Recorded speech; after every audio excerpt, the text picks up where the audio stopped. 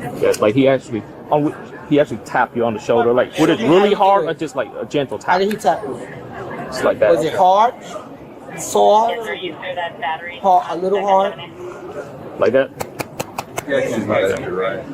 I did turn around and put my hand on her shoulder, and I said, "Can you please stop?" And that was the only time I touched her. Mm-hmm. She calls me a racist over and over and over. Mm-hmm. She flips me off with her fingers. Mm-hmm. She tells me to go f*** myself. On March 8th, 2025, at Tampa International Airport in Florida, 2 airline employees on a routine shuttle bus ride ended their commute in a police interview. No punch, no shove, just a single tap on the shoulder. And that alone was enough for one of them to be arrested. A shuttle bus ride to work. That's all this looked like, until a photograph of an ID badge became part of a police report. Yes, but next to the gate. Okay. All right, let me get this back to you. Okay. So apparently, one of the gentlemen, he tapped you on the shoulder and then he tried to grab your badge. Yes. Okay. And he was following me. And he said, "It's my last week here. Trump gonna deport me." So how did it all start? Okay, I was talking on the phone with my uncle, and he called me. "Oh, your voice, like A noise. a noise." Okay. I was like, "Okay, just okay," and I go outside. Mm-hmm. And I still talking to my uncle. Yeah. And he stand and come to me like, close your mouth. He tell you to like close your mouth. I was like, are you racist? Yeah. Why are you bothering me? Yeah. And it was like, well, I can hear you. Mm-hmm. That's She speaks French, so her English is a little broken. That's Okay, why. and you were speaking to your uncle in French. Yes. Okay. And then he tried to grab your badge. Okay. Okay, like did he actually grab it like that? Exactly. I was like, what's wrong with you? And Yeah. the boss, I was sitting next to him, Yeah. and he was like, Okay. And what did he say? He just like after he tapped on your shoulder, what did he say? it's my last day here. Okay. It's gonna make sure they fire me. You say that his last day there. He's gonna make sure. Yes. Okay. And he takes pictures and he takes videos. Everything see when you touch me, because I was like, don't touch me, what's wrong with you? Yeah. Okay. And he followed me until I could deliver. So after he tapped you, did you continue to tell him to stop, and did he do it? After that, he stopped. Did he stop? Okay. So when you told him stop touching me, then he stopped. Okay. So all this grabbing bash and all that happened before you tell him to stop? Yes. Okay. That was at the bus stop when he come. Okay. The touching, was it on the bus? Yes. Okay, on the bus. And how far did he follow you? Oh, Marriott. All the way to the Marriott? Yes. Okay. So he went into the Marriott, the office, and then. Okay. Did she demonstrate how he tapped her? Or? Yes, like he actually tapped you on the shoulder. Like, was it really hard or just like a gentle tap? How did he tap you? Just like that. Was it hard? Soft? Hard, a little hard? Like that? Yeah, she's right. You're right. Florida Statute 784.03 defines battery as intentionally touching another person against their will. The statute does not require pain. It does not require injury. It does not require force of any kind. A tap on the shoulder, unwanted and intentional, satisfies every element the law requires. That is the entire legal foundation for this arrest. Nothing more, nothing less. Are you, at least on the cat, it says no injury. That's one member for the witness. Okay. Do they know who he is? He said he was a pilot for United Airlines, an older guy. Yeah. He said he took a picture of her badge.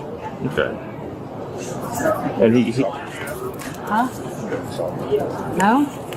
Do we have camera? Did they see video footage on? I didn't make you come out over here for nothing. yeah, the bus should have video. Yeah, the boss has Yeah. video and I'm giving you the phone number, but I already called him in. I already called him in, Okay. and I got a picture of him too, so I can. Oh, so they already tell you who the guy is? Yeah. Okay. He's the one that told me who he was. Okay. Weird pictures of comes on. Right, B. And I told him, I Okay. said, nobody's reporting you. Number one, you're You know the little illegal. chair? You're not illegal. Okay. And because you speak another language, nobody has So you the guys right, like wait number the one, to wait put the their back hands on you. right behind him, and then he And turned I'm around and he glad tapped you on the that- shoulder, and I then guess that's when you tell him to stop. She was almost Okay, to and the then he office. stopped. Okay. The agents was coming out, so that's what stopped him from coming all the way into our office, because it wouldn't have been nice if he would have came into the office to meet that her boss is her relative. Oh, so he flipped you off, and is that on the bus too? No, on the bus stop. I was like, oh. Okay. Our office is Always. Okay. United doesn't know who he is, so we have to watch video and see. Then we take it from there. Hello, sir. I'm Officer Dasa. This is Officer Tran. Okay. You know why we're here. I don't. We're here because of something that happened on the bus. One of I asked the lady to turn her phone off. Yeah. So she basically reported a battery incident on the bus. What was the So battery? that's what we're here for. Because I asked her to turn her phone off. Just so you know, we have other witnesses from other airlines too. I just want to hear the version, your version of this. So I was in the bus shelter. She's screaming on the phone, and I said, "Can you turn your phone off?" She calls me a racist over and over and over. She flips me off with her fingers. She tells me to go f myself. And I said, all we need is quiet in the shelter. We need quiet on the bus. We're going here. We go into the terminal.